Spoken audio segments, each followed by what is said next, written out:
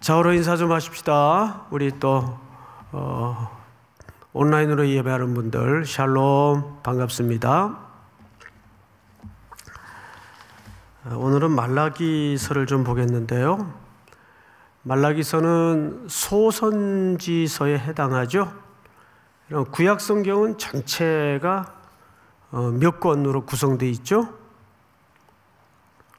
새벽에 갑자기 물어보니까 당황스럽죠? 39권입니다. 39권. 신약은 몇 권입니까? 27권입니다. 그래서 합이 66권이죠. 성경이라는 책은 굵은 역사 속에서 쓰여졌습니다. 그래서 성경에는 역사서라는 책이 있어요. 모세오경도 하나의 구속의 역사죠. 그리고 이제 나머지 또 책은 일반 역사. 일반 역사 속에 하나님의 구속사가 흐르고 또 그 사이사이에 시가서 또 예언서라는 책들이 엉켜져서 성경을 구성하고 있습니다. 특별히 말라기서는 그 중에서도 구약을 마감하는 마지막 책으로 유명합니다. 그리고 이제 마태복음으로 넘어가는 사이는 딱 한 장 차이가 있어요. 목차로 구성된 한 페이지 차이가 있습니다. 근데 물리적 시간은 400년간의 시간이 건너뛰어져 있죠.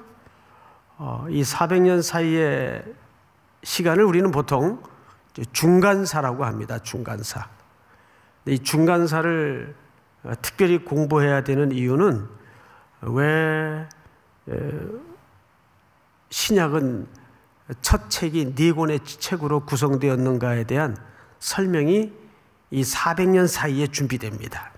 그건 오늘 이 새벽에 다룰 주제는 아니고 이제 오늘 다룰 주제는 말라기라는 책입니다. 말라기. 말라기는 사실 포로 시대와 관련이 있어요. 그래서 그 부분을 조금 설명을 드리고 오늘 간단하게 말라기 앞부분을 우리가 살펴보도록 하죠. 이스라엘 백성들은 아수르에 바벨론에 포로 생활을 했어요. 그러다가 언제 해방이 됩니까? 바벨론이 바사 제국, 페르시아라고도 우리가 역사가들은 기록을 하는데 바사 제국에 망하게 됩니다. 그러면서 그때 왕이 누구냐 하면 바사 제국의 고레스 왕이에요. 고레스 왕. 이 고레스 왕이 유대 포로들을 다 놔주죠. 그래서 성경에는 나의 종 고레스라는 표현까지 해요. 어쨌든 그가 하나님을 믿었는지 안 믿었는지는 성경에서 이렇게 정확하게 구술은 되어 있지 않지만 틀림없는 것은 하나님의 도구로 쓰여졌습니까? 안 쓰여졌습니까? 쓰여졌단 말이죠. 그래서 페르시아의 고레스 왕에 의해서 유대 포로들이 이제 돌아오기 시작합니다. 몇 차례에 걸쳐서 포로들이 돌아왔을까요? 3차례에 걸쳐서 포로들이 돌아옵니다.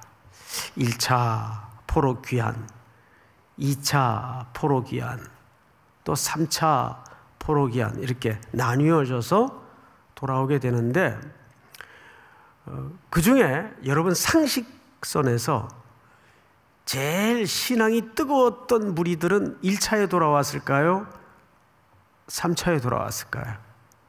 상식적으로 1차에 돌아옵니다. 그런데 여러분 1차에 돌아왔던 2차에 돌아왔던 그 순서도 중요하겠지만 그들이 70년 동안 생의 터전을 놓고 살았던 그 땅에서 모든 걸 다 포기하고 기반을 놓고 돌아온다는 게 그렇게 우리가 글에서 읽는 것처럼 쉬웠을까요? 절대 쉽지 않습니다. 어쨌든 거기에서 낳은 자녀도 있을 것이고 그 자녀들은 돌아가 봐야 히브리 말도 잘 이젠 모르고 모국어도 잃어버렸을 텐데 여러 가지 종합적으로 이민 생활을 해보신 분들은 알 거예요. 자식들이 없다면 결정이 쉬웠을 텐데 벌써 포로 생활에서 30년, 40년 이렇게 하면 2대가 지났단 말이에요. 그러니 그런 걸 다 무시하고 무조건 신앙의 열정 하나로만 이 귀환을 결정할 수 있는 일이 아니에요. 그러나 그것을 넘어서는 어떤 뜨거움이 있었어요. 이 포로들은 우리 그 내용을 시편 137편에서 좀 한번 읽도록 하십시다. 자막을 좀 보세요. 우리가 바벨론의 여러 강변 거기에 앉아서, 여러분 여기 강변이라는 말은 자연적인 강을 얘기하는 게 아니에요. 관계 수로를 얘기하는 거예요. 물줄기를 끌어들이기 위해서 히브리 노예들이 아침에 그 뜨거운 해가 뜨면 그 태양 아래서 포로가 되어서 이 강줄기를 다 파고 만든 거예요. 이거 얼마나 힘들었을까요? 우리가 바벨론의 여러 강변 거기에 앉아서 뭐를 기억하며 울었어요? 시온을 기억하며 울었어요. 돌아갈 수는 있는 건가? 근데 이 눈물의 의미는 단순히 고향에 대한 향수 때문만은 아니에요. 여기 시온이라고 유독 명한 것은 바로 그들이 예배하던 성전을 얘기합니다. 그리고 보세요. 그 중에 버더나무에 우리의 무엇을 걸었나니? 수금을 걸었나니? 이 악기는 하나님께 예배할 때 켜던 악기였을 겁니다. 예배도 멋고 찬양도 멋고 아무것도 할 수 없는 포로 생활이에요. 다음 절 다 같이 시작. 이는 우리를 사로잡은 자가 거기서 우리에게 노래를 청하며 우리를 황폐하게 한 자가 기쁨을 청하고 자기들을 위하여 시온의 노래 중 하나를 노래하라 함이로다. 얼마나 기가 막힌, 하나님을 향하여 노래하던 그 찬송을, 그 노래를 자기들을 위해서 한번 그냥 놀잇감으로 한번 불러봐라. 너희들 예배 드릴 때 뭐 무슨 노래 부르잖아. 그러면 악기 좀 켜봐. 이렇게 조롱하는 거예요. 우리가 이방 땅에서 어찌 여호와의 노래를 부를까? 다음 절 시작. 예루살렘아 내가 너를 잊을진대 내 오른손이 그의 제주를 잊을지로다. 내가 예루살렘을 기억하지 아니하거나 내가 가장 즐거워하는 것보다 더 즐거워하지 아니할진대 내 혀가 내 입천장에 붙을지로다. 이 말은 예루살렘아 내가 너를 잊을진대 내 오른손에 그의 제주를 잊을지로다. 여러분 이 말은 무슨 뜻이냐면 잊을 수 있답니까? 잊을 수 없답니까? 반어법이죠. 잊을 수 없다 그 말이에요. 그때 그 여호와를 향했던 예배의 그리움을 잊을 수 없다 그 말이에요. 우리도 처음에 완전 비대면 예배로 예배당 출입조차 어려웠을 때 초창기 1년은 얼마나 당혹스럽고 얼마나 눈물이 났습니까? 뭐 이런 경우도 다 있나 싶었었죠? 뭐 그 정도가 아니에요. 우리는 고작 1년, 2년 정도밖에 안 되는데 여기는 물리적으로 저 열사의 나라에 끌려가서 지금 이 노래를 부르고 있는 거예요. 그러던 어느 날 바벨론이 바사 제국에 망한 겁니다. 그리고 그 왕인 고레스가 귀한 명령을 내리는 거예요. 그래서 이 아주 고시들이 참 대단해요. 그러면서 1차, 2차, 3차에 걸쳐서 포로들이 돌아옵니다. 돌아와서 제일 먼저 착수한 일이 뭐예요? 성전을 재건하는 일이에요. 근데 이상한 일이 벌어져요. 이 재건이 빨리빨리 진행이 안 돼요. 자기네들 집 먼저 짓기 바쁘고 또 일상에 생계가 있으니까 그 일이 먼저 우선이고, 그래서 누가 바벨론 땅에서 뒤이어 합류합니까? 학계 선지자란 말이죠. 그리고 다른 행정관들이 들어와요. 학계 선지자가 그래서 쓴 책이 학계서입니다. 너희의 집은 이렇게 먼저 잘 지으면서 여전히 하나님의 집은 엉망이구나. 물론 그들이 돌아가 봐야 물자도 없고 아무것도 없다는 걸 알았어요. 그런데 보면 그 모든 행정적 뒷받침과 물질적 뒷받침을 누가 다 해주냐 하면 고레스 왕이 다 해줘요. 그 대단한 사람이에요. 돌아가거든 뭐 있겠냐 너희들이. 내가 이거 다 뒤를 좀 봐줄 테니까 너희가 짓고 싶은 거 하고 싶은 거 먼저 해라. 이 바사 제국의 고레스 왕이 그 뒤를 다 봐줘요. 그런데도 성전 공사는 더뎌집니다. 그리고 개인의 목만 챙기기에 유다 민족들이 바빴어요. 공사는 길어지는 거죠. 그래서 쓰여진 책이 학계서잖아요. 자, 그러면 돈이 없어서, 물자가 없어서 더뎌졌나요? 아니면 마음과 신앙의 문제였을까요? 마음과 신앙의 문제였단 말이에요.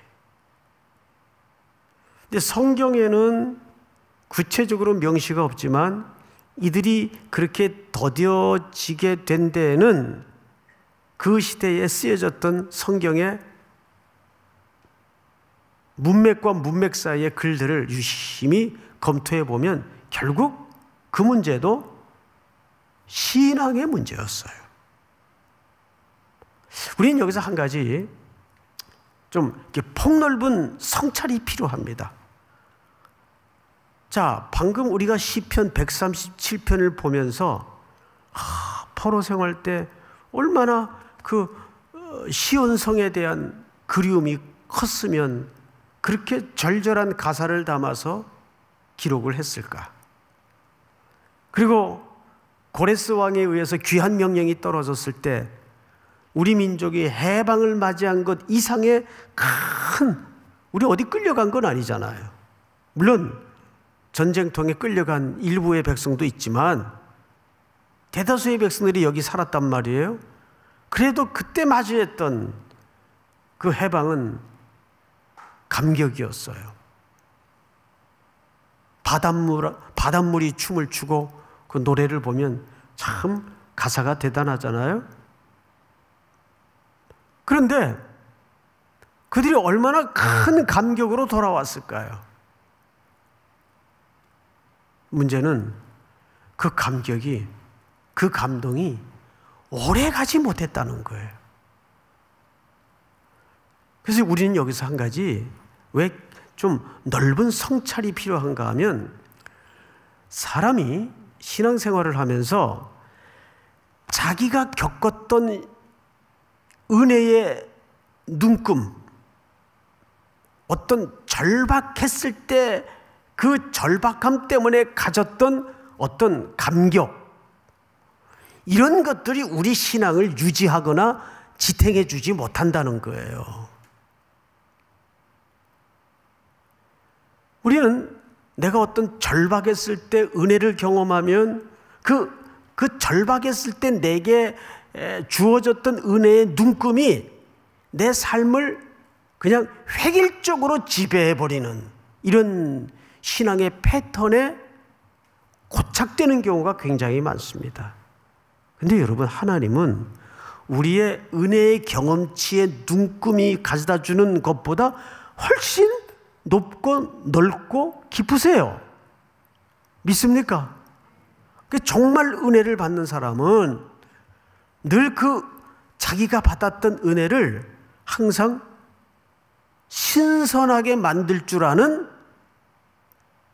은혜가 있어요. 그 은혜가 뭐냐 하면 시편 70편 5절이에요. 나는 가난하고 궁핍하오니. 믿습니까? 과거에 내가 막 기도하다가 뜨거운 은혜를 체험하고 방언을 받고 대단했어요. 제가 그랬다는 게 아니라 예를 들은 거예요. 예를. 예? 대단했어요. 그러면 평생 그거 하나로 밀고 나가는 거예요. 평생. 그 이상 눈도 안 들고 하나님의 더 넓은 은혜 바다로 목마름을 갖지 못한다는 거죠. 자기가 그때 그 짜릿하게 경험했던 것들이 하나의 그냥 일반적인 원리가 되어버리는 거예요. 아니에요. 하나님은 기도하니까 되더라. 맞아요. 그건 팩트예요. 그러나 더 중요한 것은 기도하니까 이렇게 되더라가 아니라 그 이상의 더 목마름과 넓이와 깊이로 들어갈 줄 아는 허기를 늘 가져야 되는 거예요. 허기. 그 태도가 뭐냐 하면 하나님을 현실 삼는 태도인데 나는 가난하고 궁핍하오니 이 처절한 허기가 내 생애 저 끝까지 주님 다시 오실 때까지 영원히 마르지 않도록 도와주시옵소서. 그 자가 부유한 자예요. 우리가 이제 때마다 지금 성찬식 못한 지가 꽤 됐는데 성찬식을 하잖아요. 그 예수의 십자가의 처형이라는 그 책을 보니까 결국 우리 신앙을 한 챕터에서 성찬식에 설명된 내용으로 정의를 하더군요. 성찬식은 두 가지잖아요. 그리스도의 죽음을 기념하는 사건이죠. 언제까지? 다시 오실 때까지. 주님 다시 오실 때까지. 우리 이 사이에 끼어 있어요. 그렇죠? 이 사이에 끼어 있단 말이에요. 그러면 그것을 기념하는 삶의 행위는 어떠해야 되는 것이 현실일까요? 간단해요. 늘 십자가의 그 긍휼 속에 내가 있다는 것을 항상 머물 줄 아는 태도입니다. 우리가 매일 예배 나오고 기도하는 것도 기도를 해서 어떤 결과를 얻어내겠다는 공식적 합의가 아니라 나는 하나님이 나를 외면하시면 갈 데가 없습니다. 나를 향하여 등을 돌리지 말아 주십시오. 이게 허기진 모습이고 궁핍한 모습이고 가난한 모습이에요. 믿습니까? 그러니까 이 돌아온 포로들이 열정 하나로 이제는 고향에 돌아가서 예배하겠다는 그 감격 하나로 돌아왔는데 현실에 딱 부딪히니까 그 이상 열정도 사라지고 감격도 사라지고 예배는 형식이 되었어요. 얼마나 끔찍한 일이 벌어져 있는가. 자, 그것이 무려 1세기를 지나갑니다. 첫 포로기환에서 마지막 포로기환까지 그리고 이 말라기서가 쓰여질 때까지 한 100여 년의 시간이 흘러버려요. 그러면서 430여 년경 이 말라기 선지자가 말라기서를 씁니다. 그리고 그 첫 글자를 보세요. 여호와께서 말라기를 통하여, 말라기는 이 책 이름이기도 하지만 이 말라기는 나의 사자라는 뜻이에요. 나의 사자. 나의 사자. 사자는 라이언을 얘기하는 게 아니고 군대로 얘기하면 메신저, 전령. 군대에서 보직 중에 요즘도 그 보직이 있는지 모르겠습니다만 맨날 이렇게 군형색 가방 메고 심부름하는 보직이 있어요. 모든 장병들이 부러워하는 보직이죠. 바깥을 자유롭게 드나들 수 있는 유일한 보직이에요. 전령 같은 존재예요. 자, 그런데 여호와께서 말라기를 통하여 이스라엘에게 말씀하신 뭡니까? 경고다. 여러분 앞을 보세요. 경고다 하면 이미지가 이렇게 부정적입니까? 긍정적입니까? 부정적인 것 같죠? 반대입니다. 경고가 없으면 끝인 거예요. 이 경고를 한다는 것은 기회를 준다는 말이고, 다시 한번 정신 차려라는 하나님의 여지를 담고 있는 내용이에요.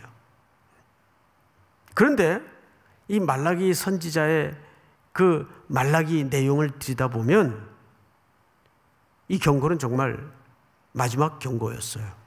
그리고 성전문이 닫히고 400여 년간의 선지자가 더 이상 없습니다. 그리고 시대는 어두워져요. 근데 참 놀라운 것은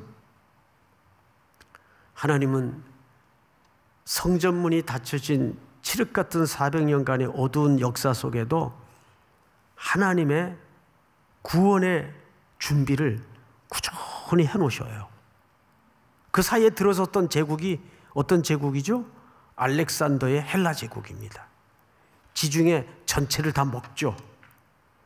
그래서 로마마저도 그 후에 일어나지만 사실상 언어는 어떤 언어를 쓰죠? 헬라어를 써요. 신약 성경은 무슨 언어로 준비가 됩니까? 헬라어로 준비되잖아요. 성경의 언어가 400년 중간기 역사 속에 준비가 되는 거예요. 또 그 중간에 하스몬 왕가의 독립운동을 통해서 잠시 유다가 독립이 됩니다. 그러면서 메시아 대망 사상이 절정을 달합니다. 물론 구약 내내에도 메시아 대망 사상은 있었지만 메시아 대망 사상이 일어나요. 그 후에 로마가 유다를 먹고 로마는 전 세계 제국화를 위해서 전쟁이 벌어지는 곳마다 먼저 도로를 닦아요. 모든 길은 로마로. 근데 그 후에 일어난 사도들이 그 로마가 준비한 도로로 복음의 횃불 하나만을 들고 원 없이 복음을 전하고 다니잖아요. 이거 보면 하나님은 성전문이 닫혔고 말씀이 끊어졌던 깜깜한 침묵의 역사 속에서도 하나님은 인류의 택한 자들의 구원을 위해서 하나님의 역사를 만들어 가시는 거예요. 그러니까 이 팬데믹 상황 속에서도 하나님은 하나님의 일을 지금 하실까요? 안 하실까요? 하신단 말이에요. 전염병이 우리의 걸음을 막어? 그럼 온라인으로 또 하는 거예요. 믿습니까? 그럼 온라인으로 또 하는 거예요. 하던 대로.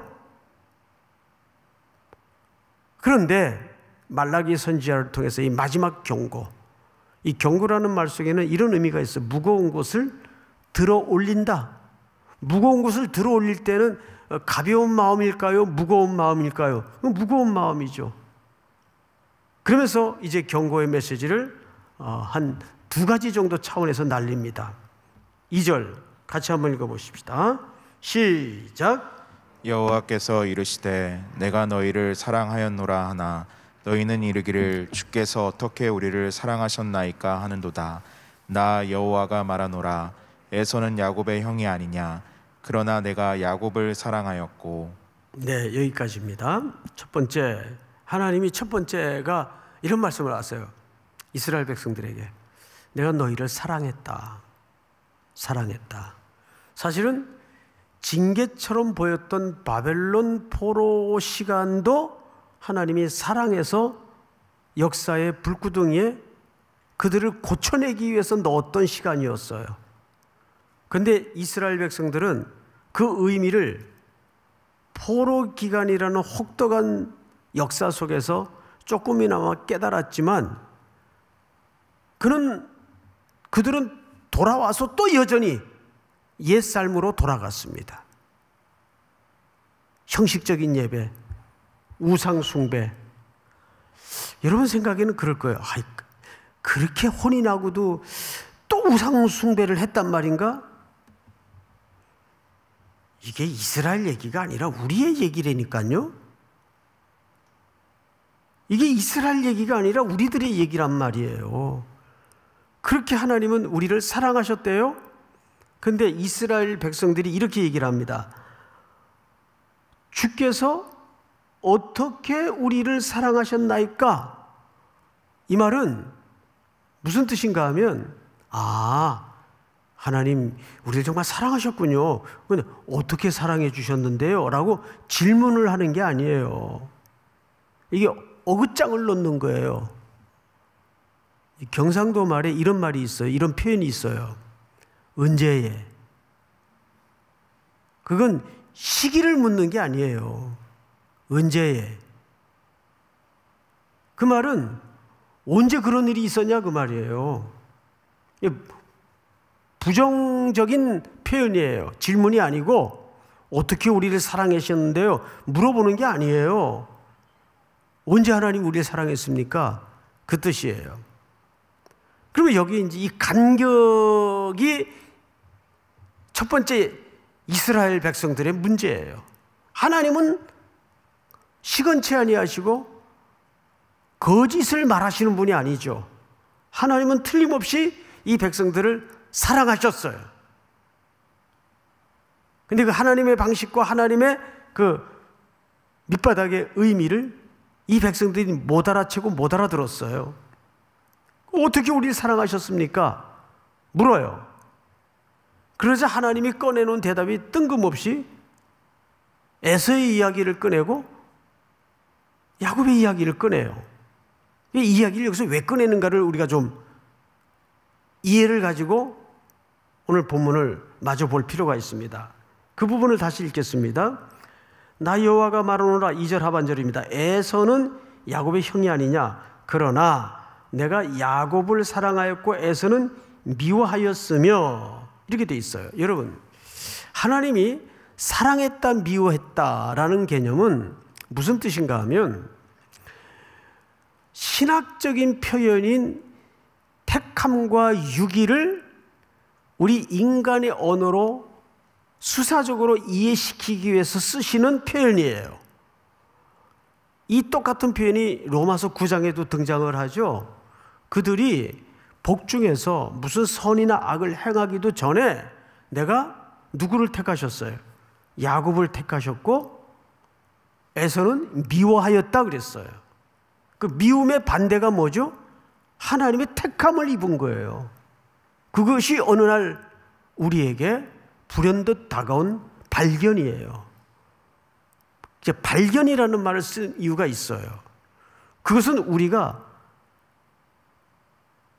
취득하고 노력해서 만들어서 얻어가진 게 아니기 때문에 어느 날 갑자기 나에게 불현듯 찾아온 하나님의 일방적인 계약이고 약속이고 사랑이었어요.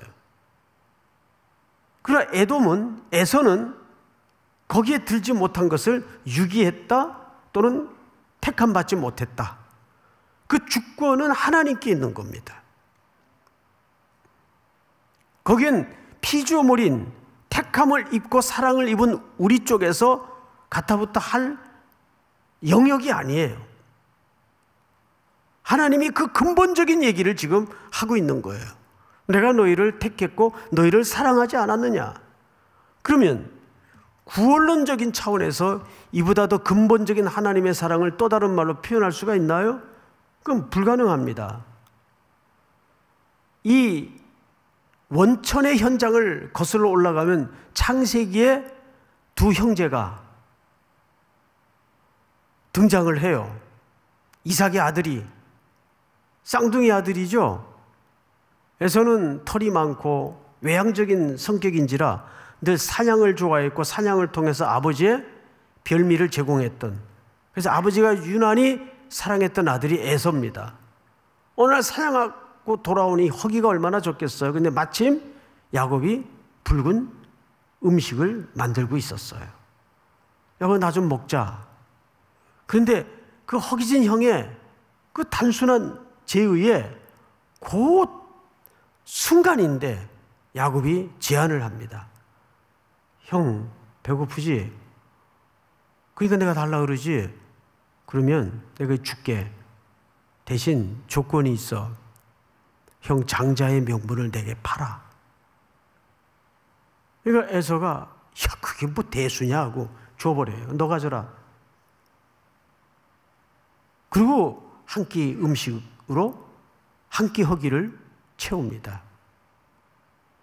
이미 복중에서부터 하나님은 야곱을 택했어요. 근데 야곱은 하나님이 택한 것을, 그 은혜를, 그 복을 굳이 자기가 만들어 가져요. 인간적인 수단으로. 그런데 거기서 중요한 것은 야곱이 중요한 게 아니라 에서의 태도입니다. 경홀히 여김이었더라 이렇게 돼 있어요. 장자의 명분을 경홀히 여김이었더라. 그 말은 자기 영혼을 망하는 자리에 뒀다 그 말이에요. 그걸 거기서 따지듯 조곤조곤 분석해서 이해를 할 수 있는 문제가 아니잖아요. 그냥 에서가 그거 대수롭지 않게 여긴 거예요. 그 복을 못 받은 거죠. 그게 복 받은 자는 수단은 틀렸을지는 몰라도 난 그거 없으면 죽는다 그 말이에요. 자, 여기에서 아주 중요한 얘기를 접근하겠습니다. 그 말은 곧 오늘 우리식으로 얘기하면 무슨 뜻인가 하면 이런 뜻이에요. 직설적으로 표현하면 나 예수 없으면 죽어요. 그 뜻이에요. 난 주님 없으면 죽어요. 그거 너 다 가져. 난 주님이 나를 붙잡으면 돼. 뭐가 현실이라는 얘기입니까? 그래도 야곱은 오실 메시아이지만, 오실 그리스도이지만 그분 쪽에 있어야 자기가 사는 걸 알았어요. 자기 지혜로 깨달은 걸까요? 천만에요.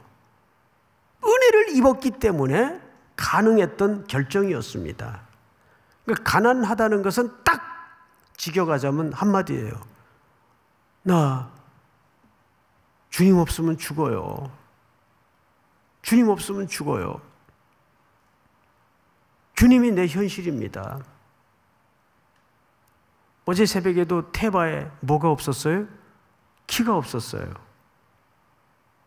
그 말은 그 모든 테바의 주권이 하나님께 있었다는 얘기고 하나님이 그 배의 운명의 현실이었습니다. 믿으십니까? 보이는 건 망망 대해와 같은 파도요 물바다 천지였지만 그게 현실로 보이면 죽는 거예요. 거기서 죽는 거예요, 그냥. 오늘 우리 성도들이 또 온라인으로 예배하는 모든 분들의 현실이 넘실대는 시커먼 바다와 파도와 그 이상의 상황, 어떤 이는 죽음의 위협 앞에서, 질병의 고통 앞에서, 또 경제적인 말할 수 없는 참담함 앞에서, 또 가족 간에 깨어진 인간관계 때문에 가슴을 파며 그게 현실일 거예요. 그러나 그 현실 넘어 리얼, 진짜 현실은 무엇이어야 되겠는가? 그 문제도 주님 없이는 안 됩니다. 우리의 의지로, 우리의 계략으로, 우리의 지혜로 수없이 접근해보지만 물거품처럼 사라져버리고 허무해지고 의미 없어집니다. 주님, 내 삶의 전부가 되어주시고 머리끝부터 발끝까지 수사적인 표현이 아니라 나를 주도하시고 주관해 주시옵소서. 한때 들끓었던 그 은혜로운 감정마저도 내 인생의 기초가 되어서는 안 돼요. 무엇이? 하나님의 언약, 약속이, 그 말씀이 내 삶의 견고한 성이 되게 하시고 진영이 되게 하여 주시옵소서. 세례 요한이 예수님이 역사의 전면에 등장하셔서 첫 번째 외쳤던 회개하라 라는 그 회개는 윤리적인 회개가 아니라 그랬어요. 무슨 회개라고요? 하나님의 언약으로 다시 돌아와라. 그 약속으로 돌아와라. 믿으십니까? 십자가, 예수. 우리 다 일어나셔서 312장. 너 하나님께 이끌려 일평생 주만 바라면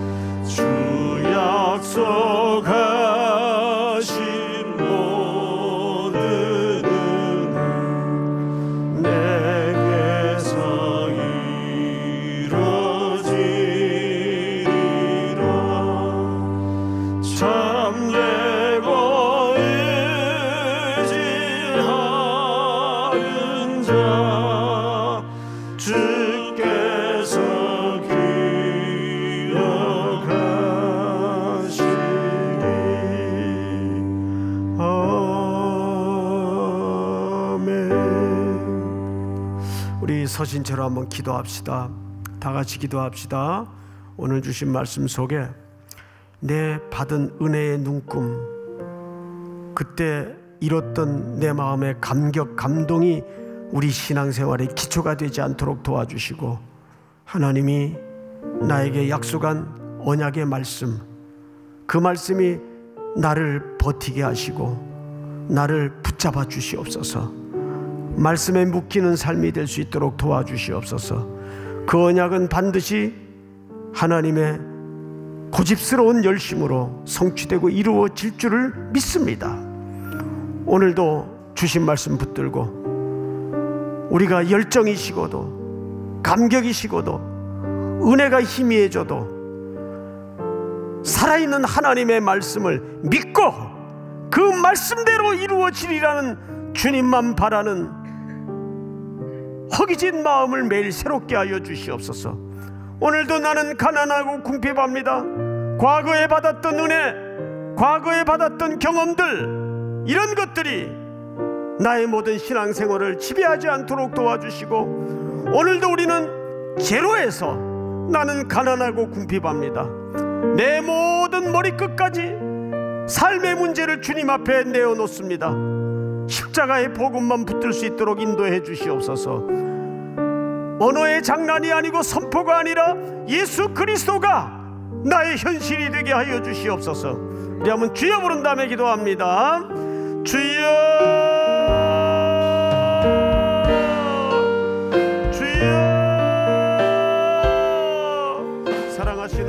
아버지 감사합니다.